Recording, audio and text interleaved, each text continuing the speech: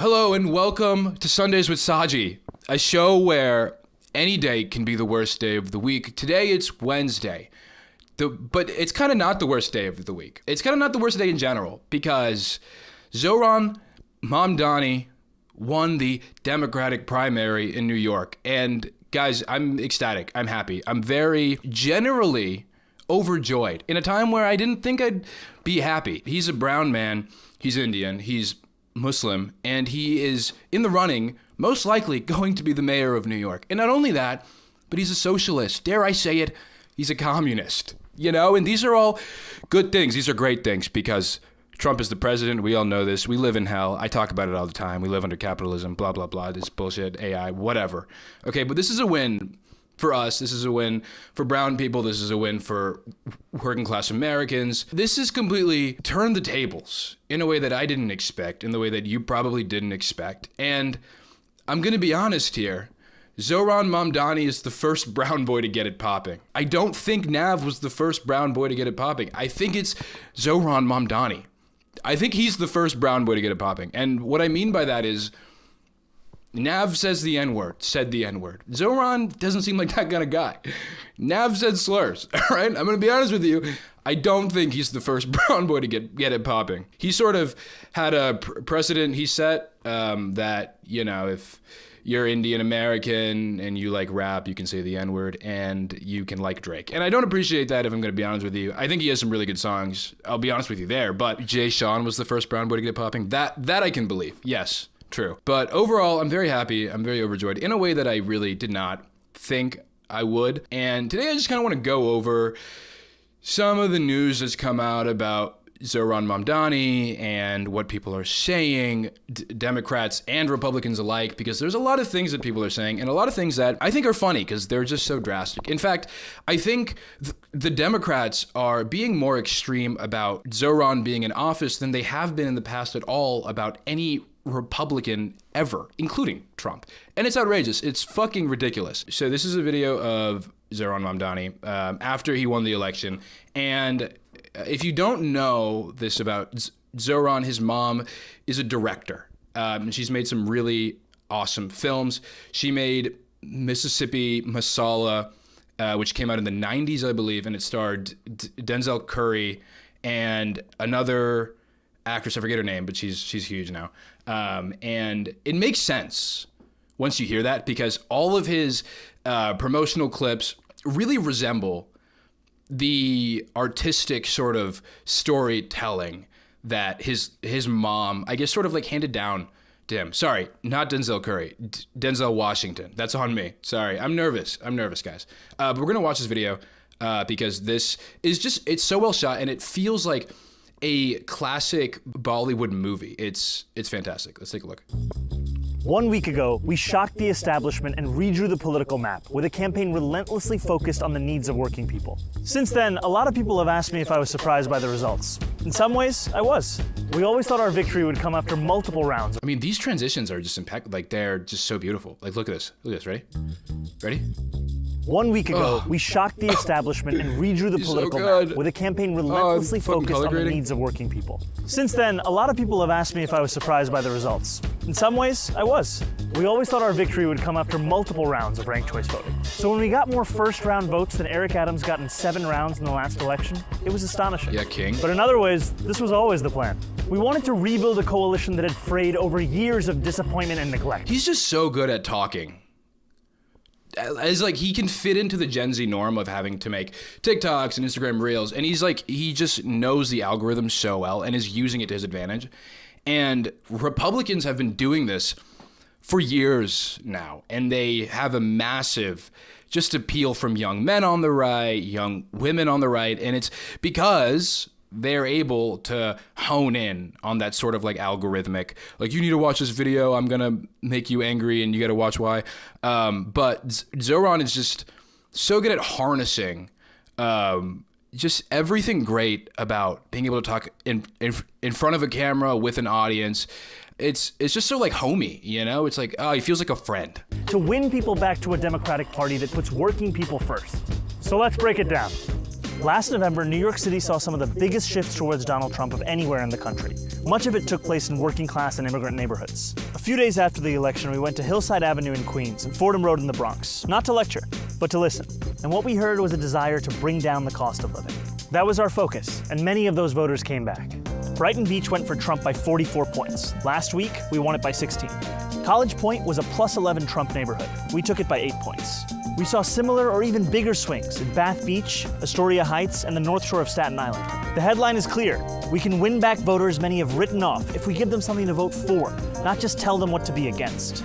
When yes, Eric Adams exactly. So what he's doing is sort of unprecedented in a way, because he's unlike any other Democratic candidate that is just sort of like, I'm against Trump and I don't like Trump. He's giving you policies. He's giving you an explanation as to what he wants to do and how he wants to do it and when. That's what a politician's supposed to do, guys. That's what a politician's supposed to be. They're supposed to give you a layout for their plans, right? And nobody does that. And what's really irritating about this whole thing is that all of the Democrats are going after poor Zohran here because he actually has a plan and he knows what he's doing. And all the poor Democrats, they don't know what to do with that. They're calling him a communist. They're calling him a socialist. I think that's right. Which he is. But at the same time, it's like, guys, pick and choose your battles, please. One that could change the political landscape throughout the entire country. So if it's too loud or too quiet, Democrats are trying to figure out how to navigate Zohran Mamdani's unexpected victory in New York City's mayoral Democratic primary. Does the party need to move further to the left? How do they capitalize on the enthusiasm he generated, even if they don't agree with his platform? The strategy for Republicans is pretty clear, though. Paint him as the standard and not an outlier of the party. The National Republican Congressional Committee posted a picture of Mamdani with 3 vulnerable New York Democrats, and they wrote this: every single Democrat now owns Mamdani's radical socialist agenda. Now, it's worth noting that none of these 3 Democrats actually endorsed Mamdani. In fact, I wonder why. Congresswoman Laura Gillen was not happy with the primary results. She wrote that he's too extreme and the absolute wrong choice. Joining us is former New York Congressman Jamal Bowman, who was with Mamdani last night. Jamal, it's a big moment for New York, but is it something that is actually able to be extrapolated beyond the city, which is in a pretty... I'm just confused, right? Like, I'm confused because this is a candidate, right? Is it too extreme? This is a candidate that is like making promises, but they actually don't feel like empty promises because he has the plans to back them up. He knows what he's talking about. Every time there's a clip of him where he's asked how he's going to do this, or he says this, and if he's even able to do that, he is able to give a coherent and like actual answer. And I'm just confused because what do you mean is it too extreme? What does that even, what do you mean is what he's asking of us or what we're asking of him, is that too extreme? I don't understand. I don't get it. Unique moment. He's an immigrant who's in a city facing anti-immigrant, policies from the federal government. Fuck, he's an immigrant. CNN? I didn't know you were anti-immigrant. What's going on? Affordability crisis. There's a lot going on here.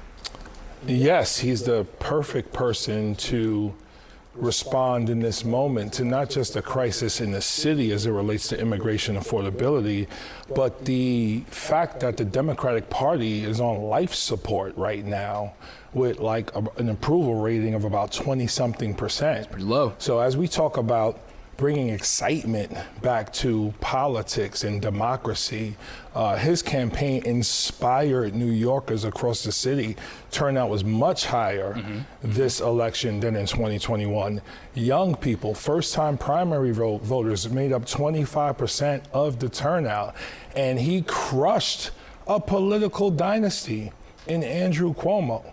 And so we should lean into that excitement, and we should do everything we can to learn from what he and his campaign did, which was exceptional, and see how it can we should learn what he did and how he did it, so we don't have to So he doesn't have to be in power anymore, so we can use our own candidates and copy basically what he was doing to make it work for ourselves. That's what he's saying. In other parts of the country. Now, let me say this. New York is a special place.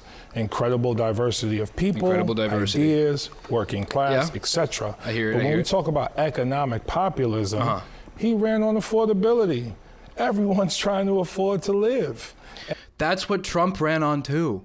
Trump said, I want cheaper groceries and I want cheaper eggs. And everyone was like, well, fuck, I do too. The only thing they didn't understand was he was lying to your face.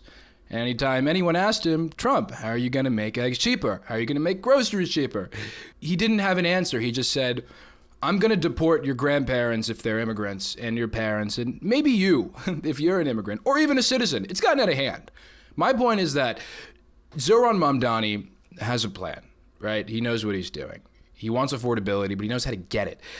All of the other Democrats that have don't run on affordability because they don't actually know how to do that. There's a lot more truth to the Democratic Party because they're a more ethical, empathetic party, whatever that means. So they don't want to like lie to your face, even though they do. It's just not as much as the Republican Party. But Zohran is a truth teller. He's a truth seeker. Okay, he's the chosen one. Just kidding. I'm not going to go that far. He's able to actually like make promises that just don't feel empty. So it's absolutely something that we should try to benefit from as a party and as a country. Yeah, I mean, so I want to talk about the policies in a second, but just for a moment, what you're talking about, kitchen table issues and a candidate that has the people yearn for socialism. Yes, like indeed. A pulse, right? Like that matters, and it seems like that worked pretty effectively for him in this race. He just was focused on saying he's going to make things more affordable for people, which,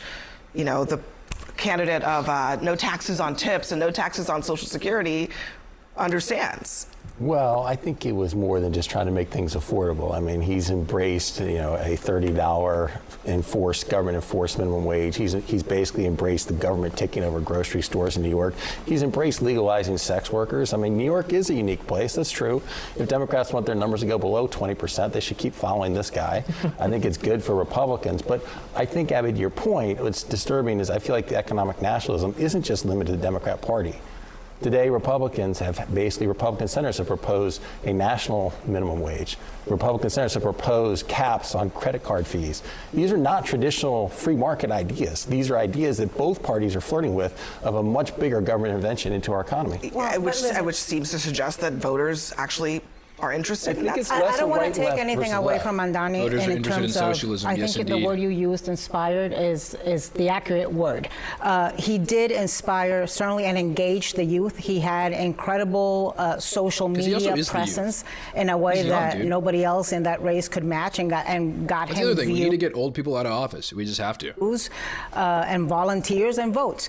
But let's not also forget that he was running against Andrew Cuomo, who I'm sorry, is damaged goods. He's saddled with incredible political baggage. This is a man who has 13 accusations of sexual harassment against him and a scandal involving the nursing homes, which got a lot of play in New York State, including New York City. I have a lot of friends who told me they could not bring themselves to vote for Cuomo because of those allegations, women friends in particular. So is it a wake-up call for the Democratic Party? Absolutely. And I think Governor Hochul and I think Chuck Schumer need to be paying close attention what's going to happen in their primaries. I think anybody thinking of running for president in the Democratic Party needs to learn about how to engage the young people, how to inspire a base. No, for sure. For sure. I think the Republican Party they have a way to relate to young voters in their own personal way on social media with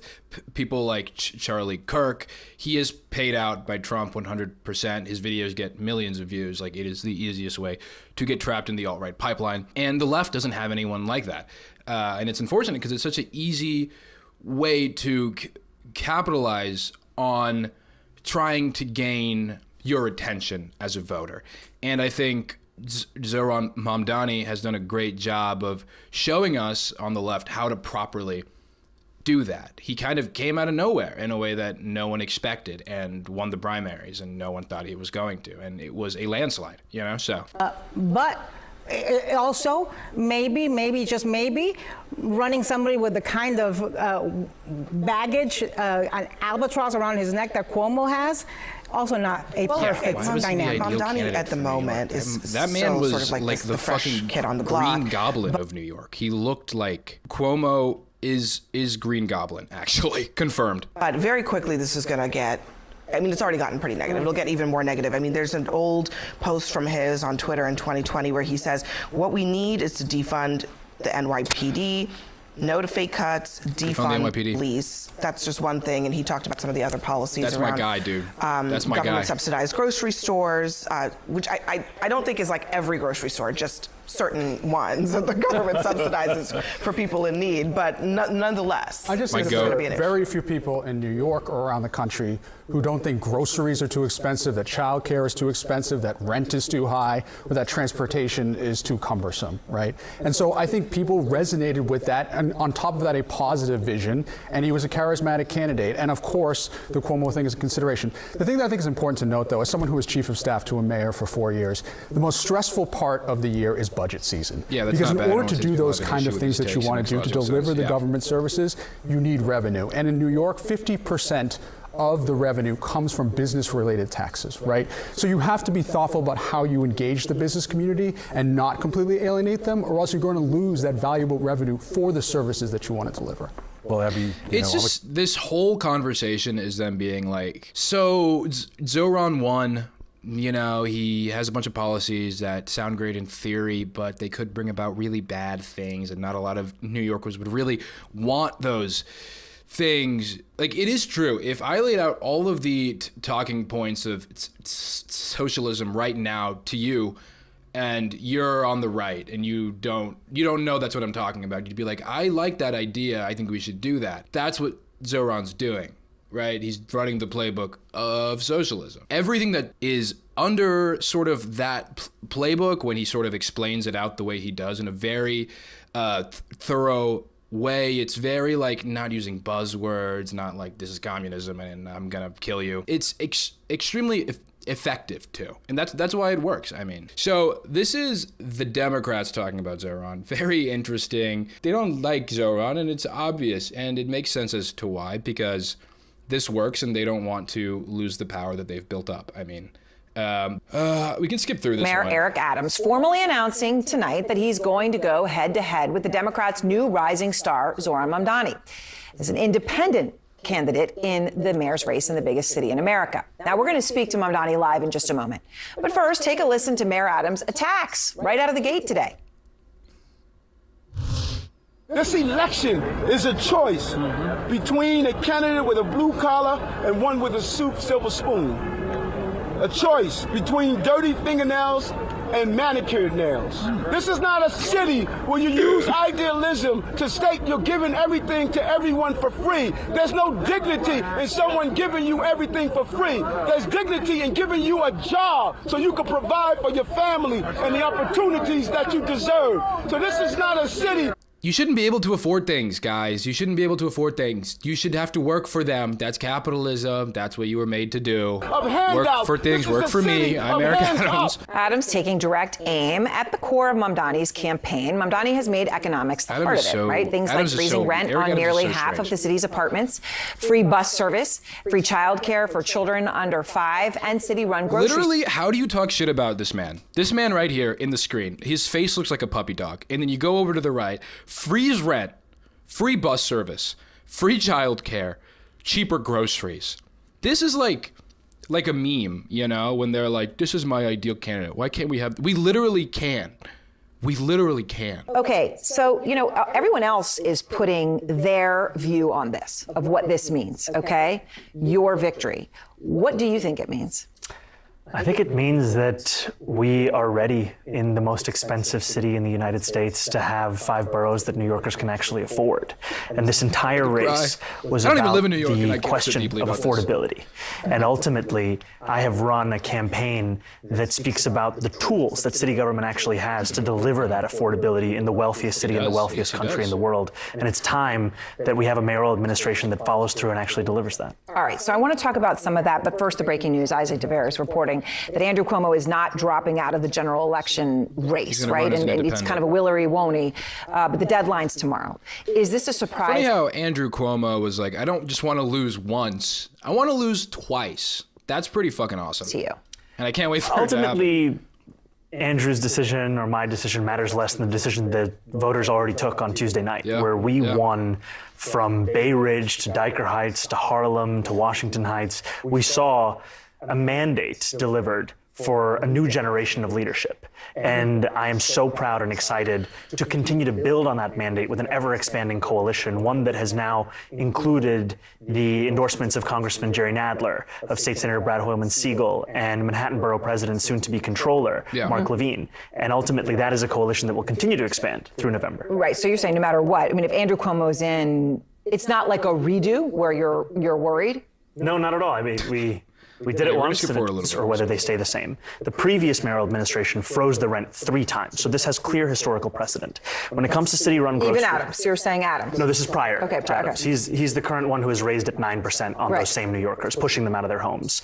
City-run grocery stores, I've proposed a pilot program of 1 store in each borough. These are 5 stores in total. The total cost of this is $60 million.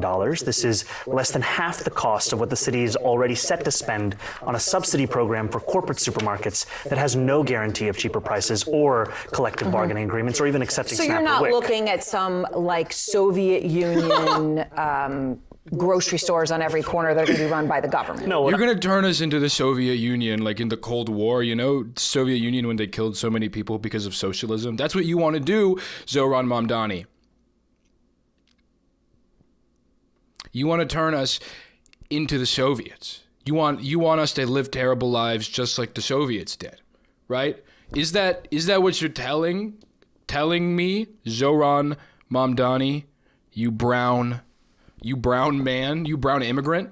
I'm looking at is how to solve the very clear twin crises of affordability when you go to the grocery store and food deserts, which disproportionately impact Black and brown New Yorkers across the 5 boroughs, where I've heard directly from New Yorkers who say, why is it that I can find 6 fast food restaurants in a 5-block radius, but I can't find a place to buy groceries? But five boroughs, 5 grocery stores, but that can't be the goal. Well, he's like, what are you talking about? That's only 5 grocery stores? You only want 5? Like, come on. I mean, the idea is the goal you want them on every? But in New York, things do go. There's a nail salon on every corner. There's a grocery store on almost every other corner. I think ultimately I'm guided by outcomes. If this pilot succeeds in guaranteeing cheaper groceries, as I think it will be, then yes, it should. If it starts and it goes well, you make more of the grocery stores. That's just, why is she confused? Scale up. If it doesn't succeed, then no, it shouldn't, because what New Yorkers want are results. And then it comes to making buses free and universal childcare. Right. These are things that cost around $700 million and let's say about $5 or $6 billion. Significant amounts of money. Huge amounts of money. But have to be understood in the context of a $113 billion municipal budget, a $252 billion state budget, and we put forward a plan to pay for these and more to start Trump-proofing our city through 2 major revenue streams. Increasing the top corporate tax rate of New York to match that of New Jersey, that raises $5 billion, and increasing income taxes on the top. What is she going to say to this? What is she? I don't believe 1% of New Yorkers who make $1 million. That sounds like a lot of words, but I stopped by listening. 2%. Both of these things, after they come to fruition, she's like, "Fuck! Oh God!" You're still paying less than you did before Trump. Okay.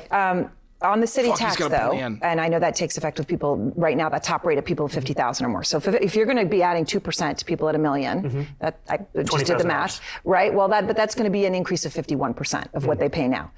I'm not saying cry for them. I'm saying if they leave, you're not going to get that money. And when you increase someone's taxes by 51%, aren't a lot of people going to leave? We're saying we're increasing it by 2% of what it is right now. And ultimately, I'm guided by the facts. The Fiscal Policy Institute did an analysis of the top 1% of New Yorkers and found that they leave the city at 1/4 the rate of other income categories. And when they they leave to what are called high tax states, New Jersey, California. So what it then comes down to is, why are they leaving? Is it? Yeah, yep, I already know this. Why are you telling me? I know everything. Zohran. fiscal policy, or is it actually quality increasing of it by life? half? And That's I've heard that fucking time insane. and again What? from wealthier New Yorkers, Where did small you New get that Yorkers. from? So it's talk. They're going to go to Florida and all you think is talk. In 2021, when I came to the state assembly, we had the same fight to fund public schools. Yeah, that's to true, raise because it's like all of the rich people that live in New York, or really anywhere, but especially New York, live in like a generationally owned home. So to give that up, to sell that, to not live there anymore, like that's a big deal. To buy up real estate in New York is very hard to do. So when you let go of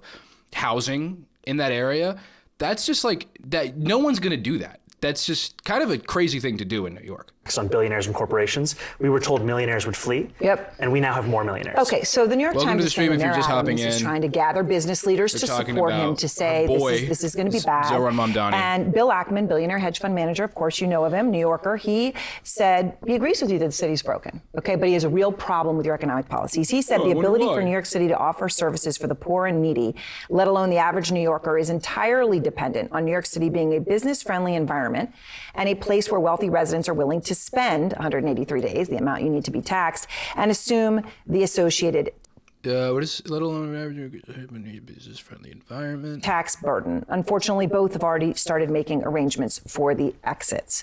So you just think that that isn't going to add up. And by the way, that corporate tax rate that you're talking about, that's a big increase. That's matching 7.25% going to 11.5%. And the point of it is that if it works for our regional neighbor, why can't it work for us? Yeah. And with Bill Starting Ackman, this is someone who put $500,000 into Andrew Cuomo's super PAC, someone to whom clearly money is not an issue. And ultimately, even for him, life would get better. Because what I'm looking to use this money for is to make the quality of life across the city better. Okay, so when people... Right. What he's trying to do is make the quality of life for the community better, not for individual rich people. So inadvertently, if you're rich, your quality of life will get better because when you walk out to your grocery store or you go anywhere in New York where you're afraid you might get shot or something, that the odds of that are going to be lower. That's just an example. But he's right on that. He's very correct. Say democratic socialist, right? And I'm curious what you think this means. I mean, she said the word socialist. But he's a socialist. He's a villain. He's a brown immigrant socialist and a Muslim. So it's like all this combined, he just shouldn't be in power. I have many critiques of capitalism. And I think ultimately the definition... Wait, sorry, I got to replay that. That one's important. No, I have many critiques of capitalism. And I think ultimately the definition for me of why I call myself a democratic socialist is the words of Dr. King decades ago. Yeah. He said, call it democracy or call it democratic socialism. There must be a better distribution of wealth for all of God's children in this country. And that's what I'm focused on is dignity and taking on income inequality. And for too long, politicians have pretended that we're spectators to that crisis of affordability. We're actually actors, and we have the choice to exacerbate it, like Mayor Adams has done, or to respond to it and resolve it, like I'm planning to do. Okay. So, for people who say that America was built on, and a lot of immigrants, and obviously you speak from an immigrant experience. I mean, you came as a young child, but you speak to a lot of people who came much more recently, that they come to America because they believe in capitalism. They believe that if they work hard and make a lot of money, that's part of the American dream. Do you think that's not part of the American dream? I think the dream at its core is a dream for stability in one's life. Yeah, how can she ask that question and not realize that he has basically been answering it the whole time? The dream of an immigrant is to come to America to pursue a life of stability. Immigrants don't look forward to the hardships, the hard work that they have to go through to achieve that lifestyle, right? If it was easier to achieve that, they wouldn't have to work as hard. Like, that's the ideal. Nobody wants to work hard, He just wants to help create a life where, it isn't that hard. Where the dream of being in America isn't like fucking being in hell. Like, oh my God. But that is the Democratic Party talking about Zohran. I want to look at the Republicans talking about Zohran because it's a different story, right? The Democrats sort of have to hide their racism, make it a little more subliminal. The Republicans, well, it's in their blood, right? They can be racist. That's just, they just like it. They like it a lot. Zohran the Destroyer, fucking sick name. Sorry, can we just, that's awesome. Zohran the Destroyer wrecks Democratic Party. Zohran the Destroyer is awesome. If I could vote twice for him, I'd vote for him 3 times even, illegally, all right? You could come up with any nickname, and you come up with one of the coolest nicknames ever. This, God, it just sounds awesome. And then there's also, what else did they talk about? There's a video of him eating food okay, with his hands, which, you know, is a cultural thing. I'm Indian. I also eat with my hands when I'm eating Indian food. How we were raised. It's what everyone does in India. I mean... So the third holy grail of sorry. taboos in American politics, you have socialism, you have Islam, and then you have Palestine. And you are really going for the trifecta. Just a video of him talking about politics, eating food with his hands. Zohran says his worldview is inspired by the third world while eating rice with his hands. Zohran is going to set New York back to the third world. By this time next year, if you travel in New York, everyone's going to be making food in the street with their feet. Just like in dirty India, you know? And I can't do it. I think he's a dirty communist scumbag. And I just don't think people should be eating with their hands. Like, you know, what about pizza? What about chicken nuggets? What about chicken tenders? What about anything like that? Really? Does that not also eating with your hands? You fucking racist bigot. Like, I don't get it. I don't get it. Okay, let's look at Fox News. It's always a good time looking at Fox News because they talked about Zohran. And, you know, if you guys thought CNN was bad, just wait till the ad skips. If he does get in, I'm going to be president, and he's going to have to do the right thing, or they're not getting any money. He's got to do the right thing. So that was President Trump's over the weekend with a warning for Democratic Socialist Zohran Mamdani, who could be the next mayor of New York City after pulling off an upset in the primary. He's facing a lot of questions, including why he cannot condemn the phrase globalize the intifada. He was given 3 opportunities to condemn that phase in a lot of different ways yesterday. Watch this exchange. Do you condemn that phrase, globalize the intifada? That's not language that I use. The language that I use and the language that I will continue to use to lead this city is that which speaks clearly to my intent, which is an intent grounded in a belief in universal human rights, people, and that includes Israelis and Palestinians alike. But do you condemn that phrase, globalize the intifada, which a lot of people hear as a call to violence against Jews? I've heard from many Jewish New Yorkers who have shared their concerns with me, especially in light of the horrific attacks that we saw in Washington, D.C. and in Boulder, Colorado, about this moment of anti-Semitism in our country and in our city. And I've heard those fears and I've had those conversations, and ultimately they are part and parcel of why in my campaign I've put forward a commitment to increase funding for anti-hate crime programming by 800%. I don't believe that the role of the mayor is to police speech. We have to root out that bigotry, and ultimately we do that through the actions, and that is the mayor I will be, one that protects.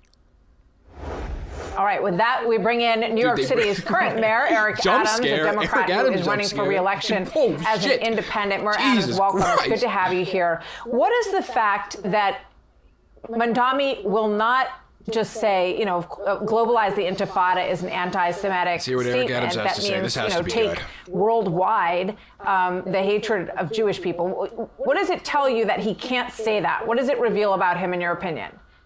Well, I can speak of who I am. I condemn that phrase, and I'm clear on what it is. Such an easy thing for him. Listen, finally, some points. I condemn that phrase. Vote for me, Eric Adams. Academic elitist. He's such a sellout, dude. Great things that he say on paper, free. Those are great philosophical things. But when it comes down to governing a city and balancing a budget and ensuring that you can create the environment that we have of more jobs in the city's history. The environment that we have, the New York that's under me, Mayor Eric Adams, one with more jobs, more taxes, more debt, higher rent, more expensive groceries, higher crime, more police that just don't do anything. You know, ideally, this is the world that we want. I condemn that phrase. My name is Eric Adams.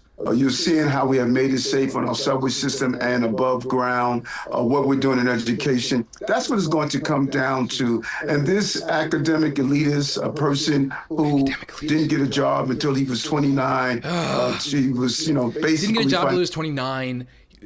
You know, he doesn't know how to work, and he doesn't want to. Financially supported by his parents. This is about running the most important financial institution in our country, if not the globe, and that's New York. And that's what we need to be focused on. Yeah. Yeah, Eric Adams. Do you believe that he has shown support for Hamas? And do you think that this issue is going to hurt him with Jewish voters, which clearly you would need to win that block if you are going to put yourself over the top? Well, he sort of has, hasn't he? I mean, he won the majority of Jewish votes, did he not? Or am I wrong there? If not, he was close. Clearly, he has. And I think that Jewish voters are going to do an analysis to determine exactly where he stands on these important issues. The largest Jewish population outside of Israel is in New York.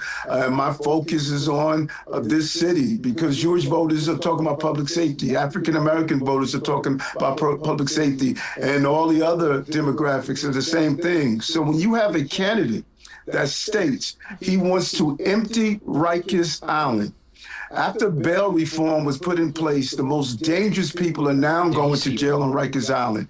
When you empty Rikers Island, you're returning those dangerous people back to the communities that they have preyed on. That just makes no sense. And only an academic elitist will come up with these philosophical initiatives that are not rooted in logic. May sound good to do everything for free, but when you actually implement them, they do not make sense. If you look at historical context, right, every nation that tried to be a socialist, tried to implement policies that were socialist, what did they do, guys?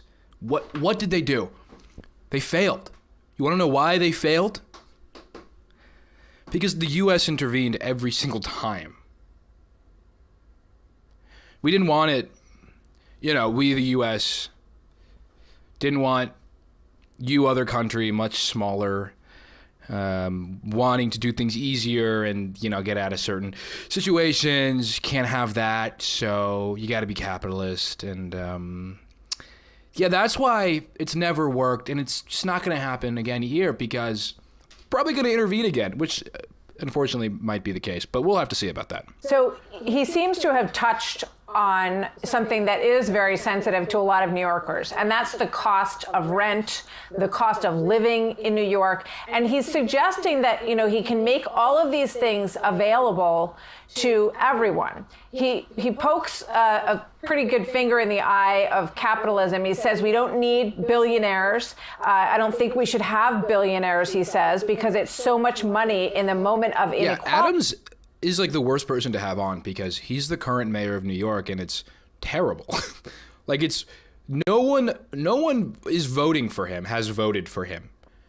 No one voted for him in the election like at all. He ran, right? Like I don't even know if he ran. Like he didn't stand a chance. So I don't understand why having him on was a good move, but they also talk about this old video of Zohran talking about seizing the means of production, which is fucking awesome. Whether it's VDS. Oh, I am not. There are also other issues. That in the past. See. Are you a communist? No, I am not. There are also other issues that we firmly believe in. Whether it's VDS, right, or whether it is the end goal of seizing the means of production. So it's a little muffled there, but he says the end goal, seizing the means of production, which is a classic foundation, really, of communism. Well, she doesn't know shit about what communism. You find is that many, particularly... She's like, yeah, and when you seize the means of production, that's a foundational aspect of what communism is, along with killing children, too. That's another one. Many of our young people, they are, romanticizing these isms. They're romanticizing socialism, etc.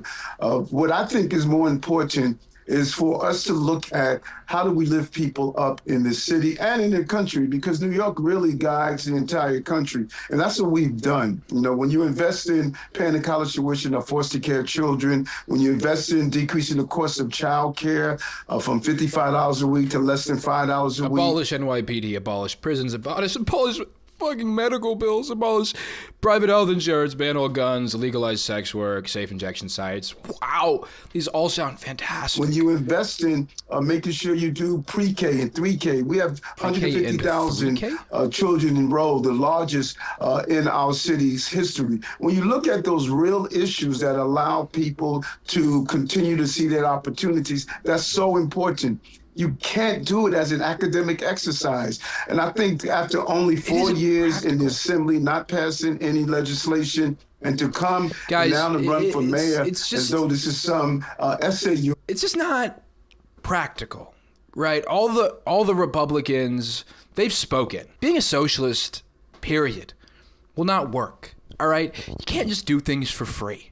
Life isn't easy, and it's not supposed to be. If you want to come here as an immigrant, become a legal immigrant, live here legally, you got to work your ass off. And guess what? We still might deport you, because that's just the kind of fucking people we are. Socialist shocker in America's largest city. That could mean trouble for Democrats across the country. State Assemblyman Zohran Mamdani declaring victory in New York City's Democratic mayoral primary after three-term ex-governor Andrew Cuomo conceded the race in a stunning upset. The final call still waiting on ranked choice, but Zohran is already seizing the means of the election. That was good. I like that wordplay. Great job, Fox News. If there's one thing they're good at, it's wordplay and nicknames. I mean, come on. Zohran the Destroyer, that's an all-time classic right there. Where rent-stabilized apartments are actually stabilized. Where buses are fast and free. It's where the mayor will use their power to reject Donald Trump's fascism. To stop mass ICE agents from deporting our neighbor. Tonight was not our night.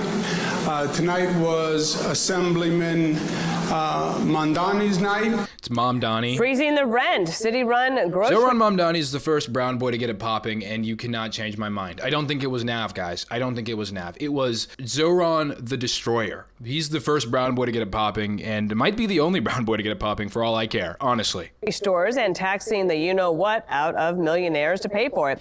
Zohran is running on a socialist platform that would make Bernie and AOC blush. Here's just a small sample. Thank you, lady, for helping us. He wants to freeze the rent. He wants cheaper grocery stores, no-cost child care, $30 minimum wage, free buses. Can you believe this, viewers of Fox News? This tyrant socialist wants to destroy America. Zohran the Destroyer, by making things cheaper and easier. Wow. How many more New Yorkers will you detain? How many more New Yorkers without charge? Do you believe in the First Amendment? Do you believe in the First Amendment, Tom Homan? The push is defund the NYPD and refund all of these different social services. Does it just make you uncomfortable? Like the phrase globalized intifada, from the river to the sea? You know, I know people for whom those things mean very different things. Arabic words can be twisted.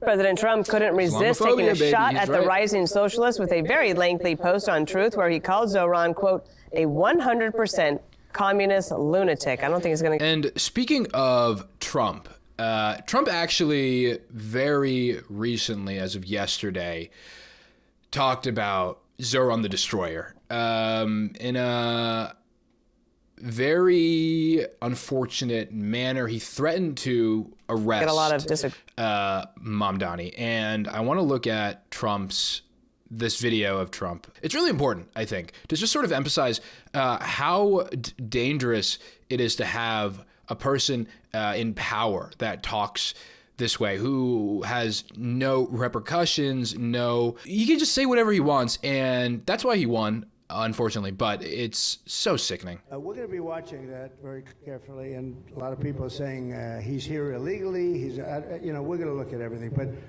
and ideally, he's going to turn out to be much less than a communist. But right now, he's a communist. That's not a socialist. You know, I've always said we will not have socialism in this country. In the speeches, I said, well, what? They skipped socialism. It's funny because the people that they call a communist, that they call a socialist, aren't actually either of those things ever. But in this case, Zohran is a socialist. And the media seems a lot more tame than usual because, calling AOC a communist for them is a norm, right? But AOC is not nearly a communist really at all. And you get a lot of them like that. And you see AOC, she's out there with her, bad IQ. She's out there ranting and raving. With her bad IQ? You mean low IQ? Trump? About how wonderful Maybe you have the bad IQ. Look, so far he's winning. He still has a race to win, but so far he's winning, and he has an advantage as a Democrat in New York City. Zohran made an announcement kind of post about what Trump had said, and said the president of the United States has threatened to have me arrested, stripped of my citizenship, put in a detention camp, and deported, not because I have broken any law, but because I refused to let ICE terrorize our city. His statements don't just represent an attack on our democracy, but an attempt to send a message to every New Yorker who refuses to hide in the shadows. If you speak up, they will come for you. You know, it is very telling that Trump chooses the language he chooses to talk with about Zohran.